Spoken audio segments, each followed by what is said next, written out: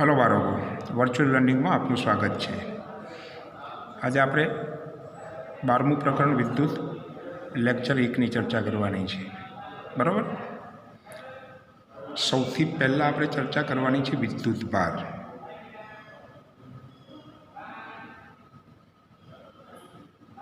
વિદ્યુત ભાર કહેવાય કોને, બરાબર।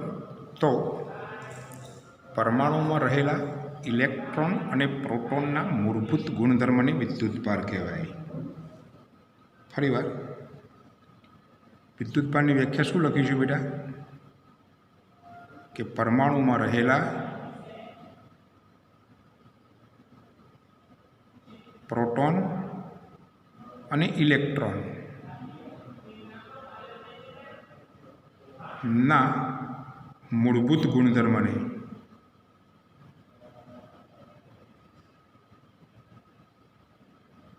વિદ્યુત ભાર કહેવાય। સૌથી પહેલાં તો આપણે વિદ્યુત ભારની વ્યાખ્યા ભણીશું, બરાબર। તો પરમાણુમાં રહેલા પ્રોટોન અને ઇલેક્ટ્રોનના મૂળભૂત ગુણધર્મને શું કહેવાય બેટા? વિદ્યુત ભાર કહેવાય। બીજી વાત, એક વસ્તુ યાદ રાખવાનું બેટા કે કોઈ પણ કણ હોય ને એ દ્રવ્યમાન ધરાવે। તો દ્રવ્યમાન છે ને એ કણનો ગુણધર્મ છે। તે જ રીતે ઇલેક્ટ્રોન અને પ્રોટોનનો મૂળભૂત ગુણધર્મ પણ શું છે? વિદ્યુત ભાર છે। એટલે આપણે આવું લખી શકીએ કે દ્રવ્યમાનની જેમ વિદ્યુત ભાર પણ એ પ્રોટોન અને ઇલેક્ટ્રોનનો આંતરિક ગુણધર્મ છે। શું લખીશું બેટા? દ્રવ્યમાનની જેમ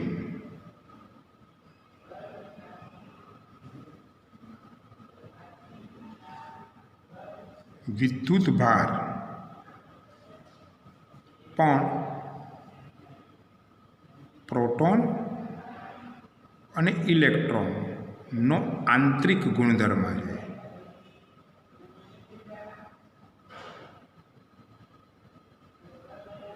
ઓકે, બીજી વાત, વિદ્યુત ભાર છે ને એ વિદ્યુત ભારના બે પ્રકાર, એક ધન વિદ્યુત ભાર, બીજો ઋણ વિદ્યુત ભાર। ક્લિયર? તો વિદ્યુત ભારના કેટલા પ્રકારો? બે। બીજી વાત, પ્રોટોન છે ને એ પ્રોટોન પરનો વિદ્યુત ભાર ધન ગણવામાં આવે છે અને ઇલેક્ટ્રોનનો વિદ્યુત ભાર ઋણ ગણવામાં આવે છે, બરાબર।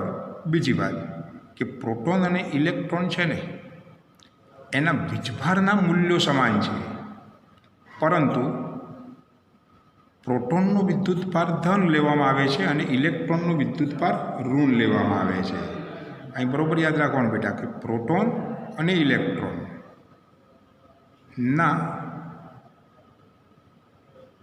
વીજભારના મૂલ્યો સમાન છે, પણ રૈવાસિક રીતે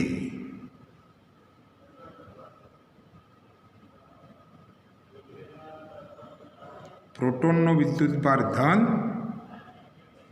અને ઇલેક્ટ્રોનનો વિદ્યુત ભાર ઋણ લેવામાં આવે છે। ક્લિયર? બીજી વાત, વિદ્યુત ભાર છે ને એનો એસઆઈ એકમ ચાર્લ્સ કુલમ્બ વૈજ્ઞાનિકની યાદમાં કુલમ્બ રાખવામાં આવ્યો છે। એનો એકમ ચાર્લ્સ કુલમ્બ વૈજ્ઞાનિકની યાદમાં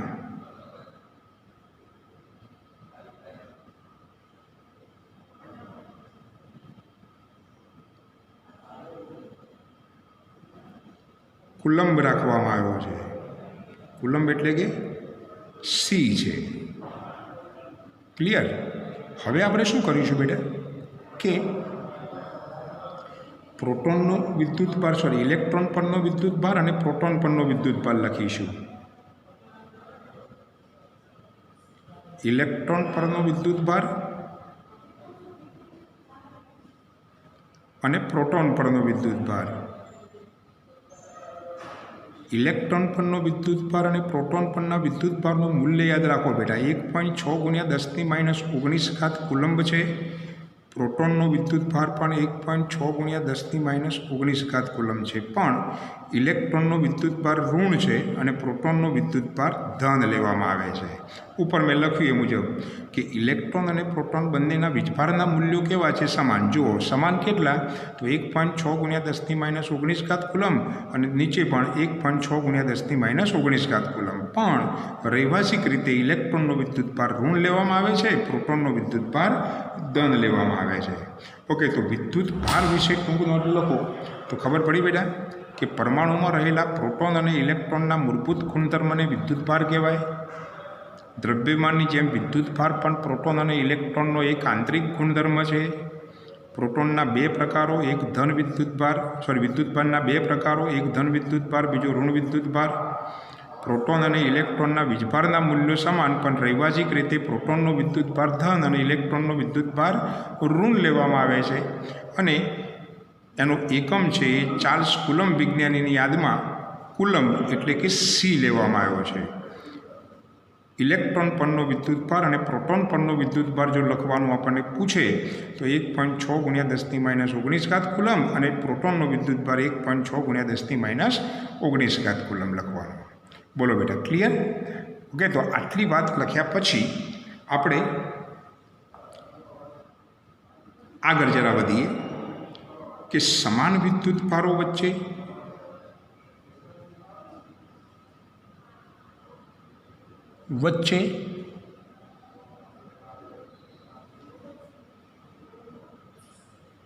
સમાન વિદ્યુતભારો વચ્ચે હંમેશા અપાકર્ષણ થાય અને અસમાન વિદ્યુતભારો હોય ને બેટા એની વચ્ચે હંમેશા આકર્ષણ થાય. ક્લિયર?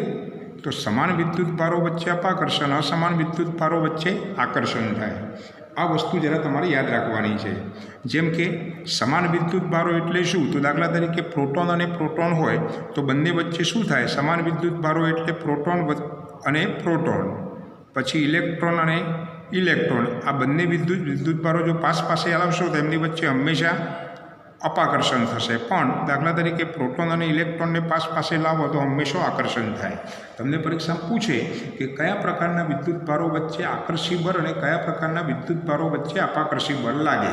ક્લિયર? ઉદાહરણ આપીને સમજાવો તો આપણે લખવાનું કે સમાન વિદ્યુતભારો વચ્ચે હંમેશા અપાકર્ષણ, જેમ કે બે પ્રોટોન અને બે ઇલેક્ટ્રોન વચ્ચે હંમેશા અપાકર્ષણ બળ લાગે. અને અસમાન વિદ્યુતભારો વચ્ચે આકર્ષણ બળ એટલે કે પ્રોટોન અને ઇલેક્ટ્રોન વચ્ચે હંમેશા કયું બળ લાગે બેટા?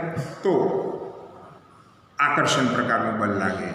ઓકે, હવે જરા આગળના મુદ્દા પર જવું છે બેટા કે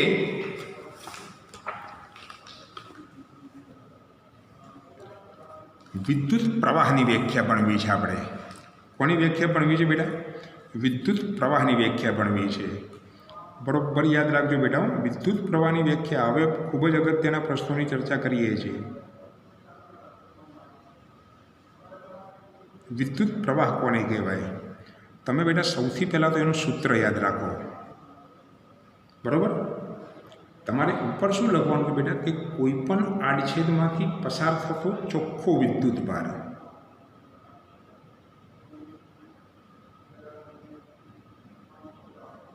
કોઈ પણ આડછેદમાંથી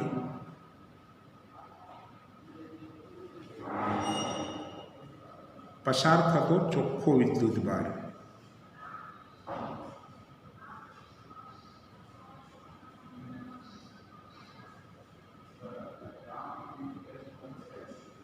ભાગ્યા સમય. તમે આ સૂત્ર બેટા યાદ રાખો ને એટલે વિદ્યુત પ્રવાહની વ્યાખ્યા આવડી જાય. તમારે આખા પાઠ દરમિયાન યાદ રાખવાનું બેટા કે વિદ્યુત ભાર જો ગતિ કરશે ને તો જ વાહક તારમાંથી વીજ પ્રવાહ પસાર થાય. ફરી વાર, વિદ્યુત ભાર જો ગતિ કરશે ને તો જ એ વાહકમાંથી વીજ પ્રવાહ પસાર થાય. તો વિદ્યુત પ્રવાહની વ્યાખ્યા તમારે યાદ રાખવી હોય ને તો આવું લખવાનું કે એકમ સમયમાં વાહકના કોઈપણ આડછેદમાંથી પસાર થતા ચોખ્ખા વિદ્યુત ભારના જથ્થાને. ફરી વાર શું લખીશું બેટા? કે એકમ સમયમાં નીચે છેદ હોય ને બેટા એની આગળ એકમ બોલવાનું. તો એકમ સમયમાં વાહકના કોઈપણ આડછેદમાંથી પસાર થતા ચોખ્ખા વિદ્યુત ભારના જથ્થાને વિદ્યુત પ્રવાહ કહેવાય. ફરીવાર વિદ્યુત પ્રવાહની વ્યાખ્યા શું લખાય? તો એકમ સમયમાં વાહકના કોઈપણ આડછેદમાંથી પસાર થતા ચોખ્ખા વિદ્યુત ભારના જથ્થાને વિદ્યુત પ્રવાહ કહેવાય. બોલો બેટા, ક્લિયર? તો આ વિદ્યુત પ્રવાહ છે ને બેટા, એને જો તમારે ટૂંકમાં યાદ રાખવું હોય ને તો વિદ્યુત પ્રવાહ બરાબર ઉપર વિદ્યુત ભાર છે અને નીચે સમય છે અને આ બાજુ વિદ્યુત પ્રવાહ. યાદ રાખજો બેટા, વિદ્યુત પ્રવાહને I વડે દર્શાવાય, વિદ્યુત ભારને Q વડે દર્શાવાય અને સમયને T વડે દર્શાવાય. તો I બરાબર Q/T એ વિદ્યુત પ્રવાહનું સાંકેતિક ભાષામાં સૂત્ર છે. ક્લિયર? હવે જરા યાદ રાખજો બેટા, આના આપણે એકમની ચર્ચા કરવી છે. ચલો બેટા, હમણાં જ વિદ્યુત ભારનો સંકેત Q છે, પણ વિદ્યુત ભારનો એકમ કયો તો આપણે આગળના ટોપિકમાં ભણ્યા, તો એનો એકમ કુલંબ છે. સમયનો એકમ તો સેકન્ડ જ થાય, તો કુલંબ પ્રતિ સેકન્ડ છે ને વિદ્યુત પ્રવાહનો એકમ થાય. અને આ એકમ છે ને બેટા, આ એકમને એમ્પિયરની યાદમાં વૈજ્ઞાનિક હતા, એમ્પિયરની યાદમાં એમ્પિયર સ્વીકારવામાં આવ્યો છે. એમ્પિયર એટલે એ સ્વીકારવામાં આવ્યો છે.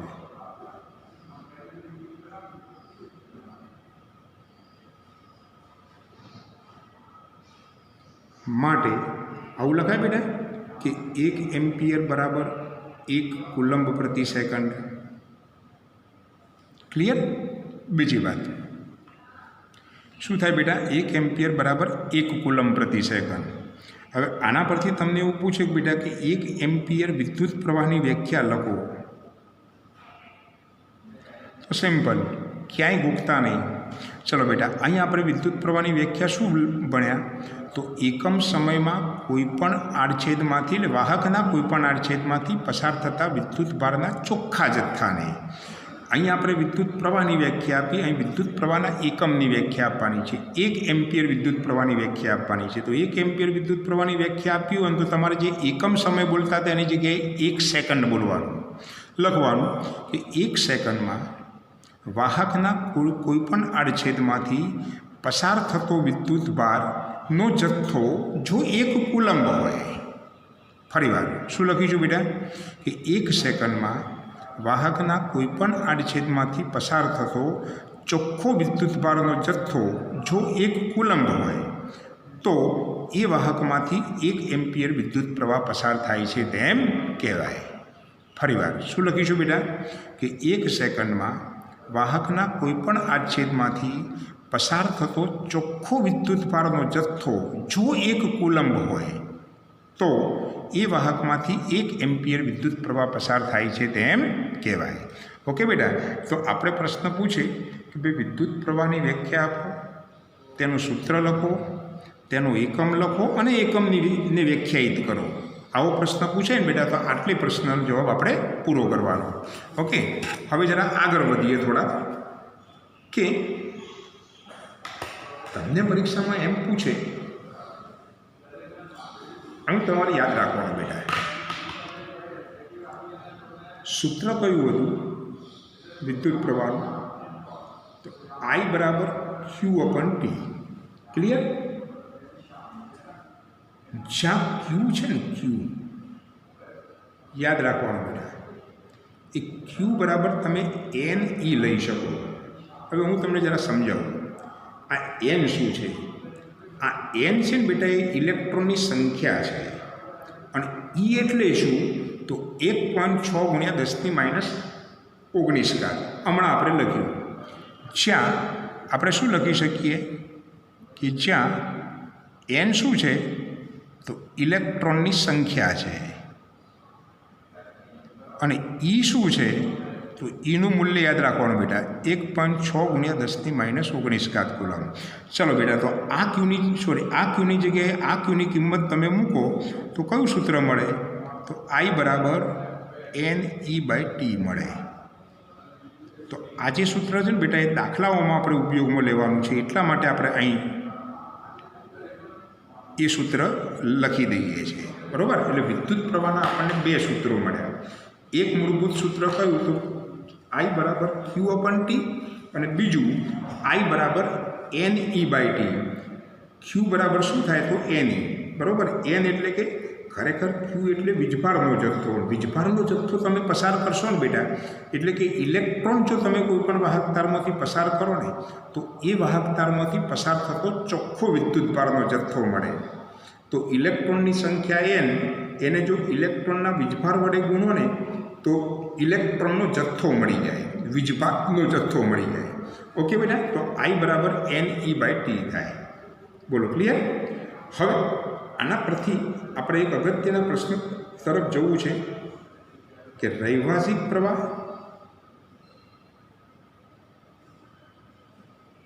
અને ઇલેક્ટ્રોન પ્રવાહ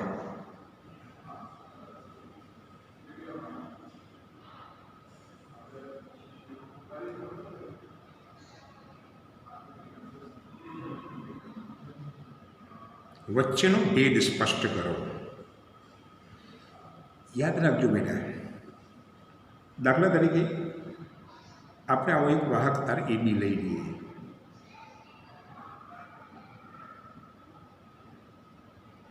ક્લિયર? એની સાથે આપણે એક બેટરી જોડી દઈએ. યાદ રાખવાનું બેટા કે બેટરીનો જે આ મોટો છેડો છે એ ધન ધ્રુવ છે અને નાનો છેડો છે એ ઋણ ધ્રુવ છે. આપણે રૈવાહિક પ્રવાહ ભણવો છે અને ઇલેક્ટ્રોન પ્રવાહ પણ ભણવો છે. રૈવાહિક પ્રવાહ કોને કહેવાય? તો શરૂઆતમાં વૈજ્ઞાનિકોનું એવું માનવું હતું કે આ વાહક છે ને એ વાહકમાં વીજ પ્રવાહનું વહન છે ને ધન વીજભારની ગતિને કારણે થાય છે. ધન વીજભાર હંમેશા ધનથી ઋણ તરફ વહે. ક્લિયર? પણ જે થોમ્સન નામના વૈજ્ઞાનિકે ઇલેક્ટ્રોનની શોધ કરી, ઇલેક્ટ્રોનની શોધ થયા પછી એવું નક્કી થયું કે વાહકમાંથી વીજ પ્રવાહનું વહન છે ને એ હંમેશા ઇલેક્ટ્રોનને કારણે થાય છે. આમ ઇલેક્ટ્રોનની શોધ થયા બાદ પણ વીજ પ્રવાહની દિશા છે ને એ ધનથી ઋણ લેવામાં આવી. તો આ ધનથી ઋણ તરફ વહેતો જે પ્રવાહ છે ને બેટા, એવા પ્રવાહને રૈવાહિક પ્રવાહ કહેવાય. કોઈ પણ વાહક તારમાં રૈવાહિક પ્રવાહની દિશા હંમેશા ઇલેક્ટ્રોનના પ્રવાહની વિરુદ્ધ દિશા જ હોય. એટલે આ જે દિશા છે ને બેટા એ રૈવાહિક પ્રવાહની દિશા હોય. તો અહીંથી આમ એટલે કે ઋણ ધ્રુવથી ધન ધ્રુવ તરફ કોની દિશા હોય? તો ઇલેક્ટ્રોનના પ્રવાહની દિશા હોય.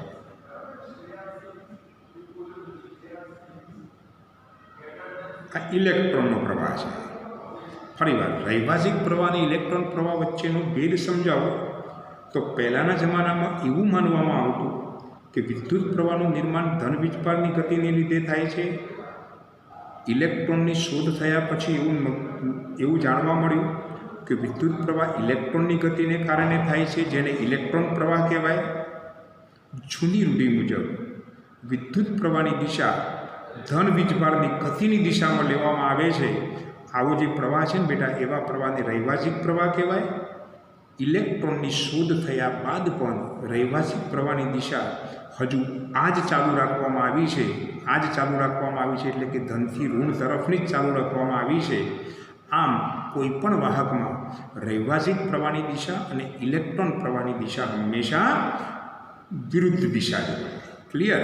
દાખલા તરીકે આપણે ઉદાહરણ આપવાનું કે કોઈ એક વાહક તાર એબીમાં જો રૈવાહિક પ્રવાહની દિશા એથી બી તરફ લેવામાં આવે તો ઇલેક્ટ્રોન એટલે કે ઇલેક્ટ્રોનના પ્રવાહની દિશા બીથી એ તરફ હોય. હંમેશા બંનેની દિશા પરસ્પર વિરુદ્ધ હોય. ક્લિયર? તો આ કોની વાત થઈ બેટા? તો રૈવાહિક પ્રવાહ અને ઇલેક્ટ્રોન પ્રવાહ વચ્ચેનો ભેદ. ફરી એક વખત બરાબર સમજી લેજો બેટા.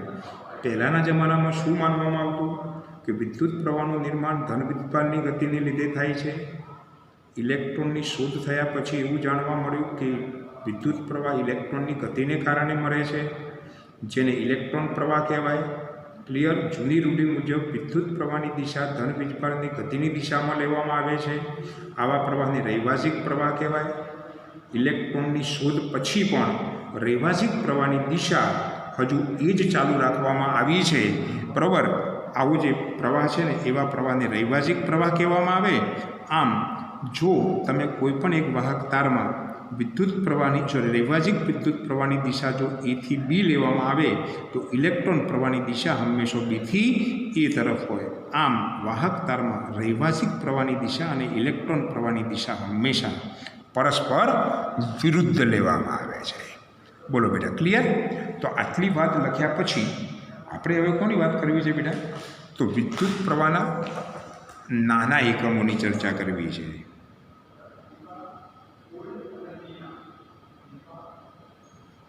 વિદ્યુત પ્રવાહના નાના એકમો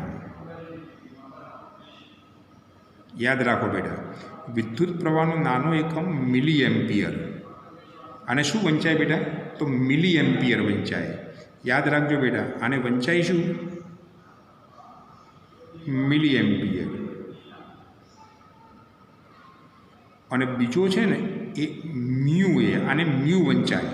પણ આને વાંચવું હોય ને બેટા તો માઇક્રો એમ્પિયર લખાય. તો 1 મિલી એમ્પિયર અને 1 માઇક્રો એમ્પિયર બરાબર એમ્પિયર કેટલા થાય? યાદ રાખવાનું બેટા. 1 મિલી એમ્પિયર બરાબર 10⁻³ એમ્પિયર થાય અને 1 માઇક્રો એમ્પિયર બરાબર 10⁻⁶ એમ્પિયર થાય. ક્લિયર? બરાબર? અને કોઈ પણ વાહક તાર છે ને એમાંથી વહેતો વિદ્યુત પ્રવાહ માપવા જે સાધન વપરાય ને એ સાધનને એ મીટર કહેવામાં આવે છે. માપવા એ મીટર સાધન વપરાય છે.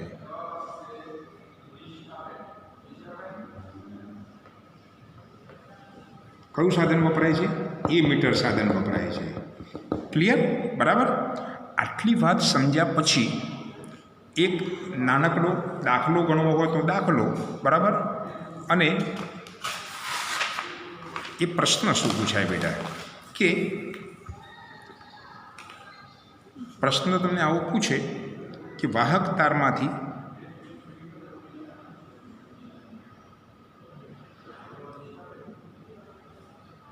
એક એમ્પિયર વિદ્યુત પ્રવાહ વહેવા જરૂરી ઇલેક્ટ્રોનની સંખ્યા શોધો.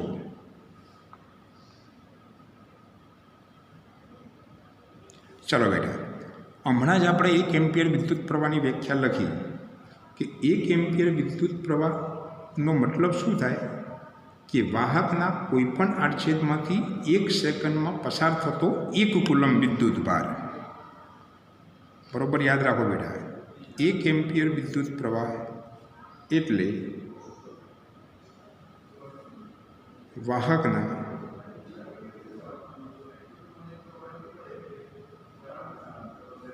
કોઈપણ આડછેદમાંથી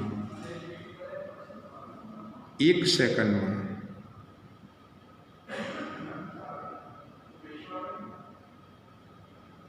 પસાર થતો 1 કુલમ્બ વિદ્યુત ભાર. ક્લિયર? હવે જરા જોજો બેટા. તમારે 1 એમ્પિયર વિદ્યુત પ્રવાહ પસાર કરવાનો જેનો મતલબ કે I બરાબર 1 એમ્પિયર. ક્લિયર? ચલો, 1 સેકન્ડ એટલે કે T બરાબર 1 સેકન્ડ. ચલો, 1 કુલમ્બ વિદ્યુત ભાર એટલે Q બરાબર 1 કુલમ્બ થાય. તમને I બરાબર 1 એમ્પિયરનો મતલબ કે 1 સેકન્ડમાં 1 કુલમ્બ વિદ્યુત ભાર જો પસાર થાય તો 1 એમ્પિયર વિદ્યુત પ્રવાહ પસાર થાય. હવે તમારે શોધવાનું શું છે બેટા? તો ઇલેક્ટ્રોનની સંખ્યા શોધવાની છે. ચલો, ઇલેક્ટ્રોનની સંખ્યાવાળું સૂત્ર હમણાં આપણે ભણ્યા તો શું થાય બેટા? I બરાબર NE/T થાય. હવે તમારે ઇલેક્ટ્રોનની સંખ્યા શોધવી હોય તો કોને સૂત્રનો કરતા બનાવવો પડે બેટા? તો n ને. ચલો, તો આના પરથી શું લખાય બેટા? તો n બરાબર IT/E લખાય. શું લખાય? IT/E. ચલો, કેમ બેટા? જુઓ, કારણ કે ટી છે એ આઈના સાથે આવે ને એ નીચે આવે. આ બધાની કિંમત મૂકો. ચલો, I બરાબર 1 એમ્પિયર, T બરાબર 1 એમ્પિયર અને E બરાબર 1.6 ગુણ્યા 10⁻⁻19 આપણે જાણીએ છીએ, બરાબર? તો શું થાય બેટા બોલો તો? ઉપર 1 ગુણ્યા 1 એટલે 1 છેદમાં 1.6 ગુણ્યા 10⁻⁻19. ચલો 1/1.6 ગુણ્યા 10⁻⁻19નો જવાબ તમારે બેટા તૈયાર જ રાખવાનો છે. આ વસ્તુ યાદ રાખવાની, 1/, અને છેદમાં હંમેશા 1.6 ગુણ્યા 10⁻⁻19 જ આવે. જ્યારે ઇલેક્ટ્રોનની સંખ્યા શોધવાની થશે ત્યારે હંમેશા 1.6 ગુણ્યા 10⁻⁻19 નીચે જ આવે. ચલો તો 1/1.6 ગુણ્યા 10⁻⁻19 હોય તો જવાબ શું આવે બેટા? તો યાદ રાખવાનું, જો 6.25 ગુણ્યા 10⁻18 આવે. આટલા ઇલેક્ટ્રોન આવે. તો કોઈ પણ વાહક તારમાંથી જો તમારે 1 એમ્પિયર વિદ્યુત પ્રવાહ પસાર કરવો હોય, દાખલા તરીકે આ એક વાહક તાર છે અને આ વાહક તારમાંથી મારે 1 એમ્પિયર વિદ્યુત પ્રવાહ પસાર કરવો છે. કેટલા એમ્પિયર? તો મારે આ વાહક તારના દરેક આડછેદમાંથી, આ બધા આડછેદ છે બેટા, આ દરેક આડછેદમાંથી મારે દર સેકન્ડે કેટલા ઇલેક્ટ્રોન પસાર કરવા પડે? તો 6.25 ગુણ્યા 10⁻18 ઇલેક્ટ્રોન પસાર કરવા પડે. તો આ વાહક તારમાંથી 1 એમ્પિયર વિદ્યુત પ્રવાહ પસાર થાય. બોલો બેટા, ક્લિયર? તો આટલી વાત લખ્યા પછી આપણે 2 પ્રકારની ભૌતિક રાશિ વિશે ચર્ચા કરી. એક વિદ્યુત ભાર વિશે ચર્ચા કરી, હવે આપણે બીજું એક વિદ્યુત પ્રવાહ વિશે ચર્ચા કરી, બરાબર? હવે આપણે બીજી એક અગત્યની ભૌતિક રાશિ તરફ જવું છે અને એ ભૌતિક રાશિને આપણે વિદ્યુત સ્થિતિમાન તરીકે ઓળખીશું. તમને પરીક્ષામાં પૂછે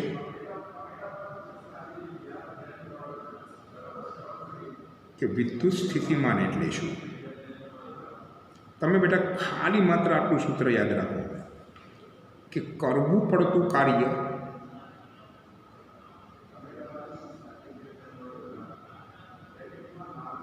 છેદમાં વિદ્યુત ભાર.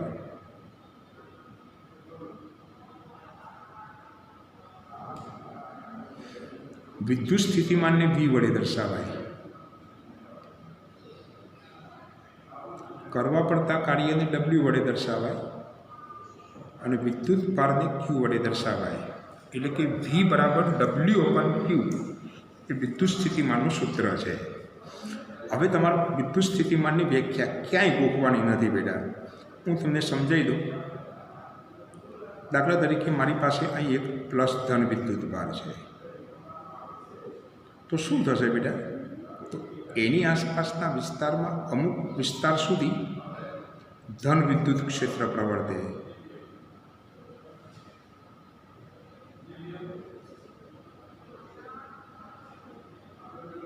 કયું વિદ્યુત ક્ષેત્ર પ્રવર્તે? ધન વિદ્યુત ભાર ક્ષેત્ર. એનાથી દૂર બીજો એક ધારો કે ધન વિદ્યુત ભાર છે. હવે મારે શું કરવું છે બેટા? કે આ વિદ્યુત ભારને આ વિદ્યુત ક્ષેત્રના કોઈ એક બિંદુએ, દાખલા તરીકે મારે અહીંથી અહીં લાવવો છે એને, તો થશે શું બેટા? આ પણ ધન વિદ્યુત ભાર છે, આ પણ ધન વિદ્યુત ભાર છે, બંને વચ્ચે હંમેશા અપાકર્ષણ બળ લાગે. આ જે અંતર છે ને આપણા માટે અનંત અંતર છે, ઉતારી લેવાનું, બરાબર? તો અનંત અંતરેથી આ વિદ્યુત ભારને મારે વિદ્યુત ક્ષેત્રના આ બિંદુએ લાવવો છે. તો થશે શું બેટા? કે વિદ્યુતકીય બળ લાગવું પડે. તો વિદ્યુતકીય બળની વિરુદ્ધ દિશામાં મારે એને ગતિ કરાવીને આ બિંદુએ લાવવો છે, બરાબર? તો મારે જે કાર્ય કરવું પડે ને એને આ બિંદુ આગળનું વિદ્યુત સ્થિતિમાન કહેવાય. તો વિદ્યુત સ્થિતિમાનની વ્યાખ્યા લખ્યું હોય તો તમારે આવું લખવાનું કે એકમ ધન વિદ્યુત ભારને, આ છે ને બેટા એ વિદ્યુત ભારને આગળ તમારે એકમ લખી દેવું. તો આપણે આવું લખવાનું કે એકમ ધન વિદ્યુત ભારને અનંત અંતરેથી વિદ્યુત ક્ષેત્રના આપેલા બિંદુએ લાવવા માટે વિદ્યુતકીય બળ વિરુદ્ધ કરવા પડતા કાર્યને તે બિંદુ આગળનું વિદ્યુત સ્થિતિમાન કહેવાય. ફરીવાર વિદ્યુત સ્થિતિમાનની વ્યાખ્યા બરોબર યાદ રાખજો બેટા. શું યાદ રાખીશું? કે એકમ ધન વિદ્યુત ભારને, ધન વિદ્યુત ભાર ખાસ બોલવાનું છે, કારણ કે વાહક તારમાં વીજ પ્રવાહની દિશા ધન વીજભારની ગતિની દિશામાં લેવામાં આવે છે, એટલા માટે બેટા. ફરી એકવાર શું લખીશું? કે એકમ ધન વિદ્યુત ભારને અનંત અંતરેથી વિદ્યુત ક્ષેત્રના આપેલા બિંદુએ વિદ્યુતકીય બળની વિરુદ્ધ દિશામાં લાવવા માટે કરવા પડતા કાર્યને તે બિંદુ આગળનું વિદ્યુત સ્થિતિમાન કહેવાય. આ વિદ્યુત સ્થિતિમાનની વ્યાખ્યા બધી જ વ્યાખ્યાઓ બેટા યાદ હશે ને તો જ મેળ પડશે. ફરીવાર શું લખીશું બેટા કે એકમ ધન વિદ્યુત ભારને અનંત અંતરેથી વિદ્યુત ક્ષેત્રના આપેલા બિંદુએ વિદ્યુતકીય બળ વિરુદ્ધ લાવવા માટે કરવા પડતા કાર્યને તે બિંદુ આગળનું વિદ્યુત સ્થિતિમાન કહેવાય. બહુ સિમ્પલ બેટા.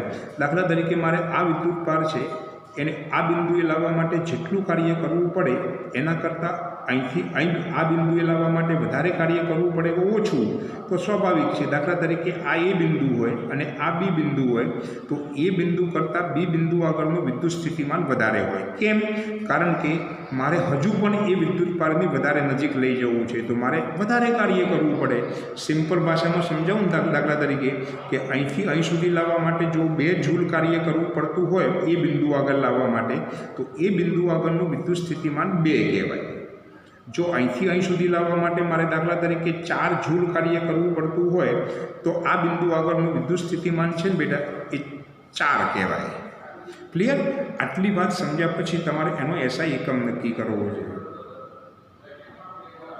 તમારે એસઆઈ એકમ નક્કી કરવો તો કાર્ય અને વિદ્યુત ભારનો એકમ તમારે જાણતા હોવા જોઈએ. કાર્યનો એકમ કયો છે તો બેટા જૂલ છે. વિદ્યુત ભારનો એકમ કયો છે તો કુલંબ છે. અને આવું જે એકમ છે ને બેટા આ એકમ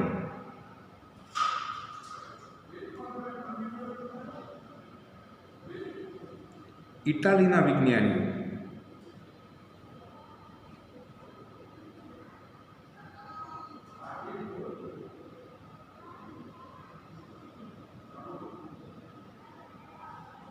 એલેક્સાન્ડ્રો વોલ્ટાની યાદમાં વોલ્ટ લખવામાં આવ્યો છે.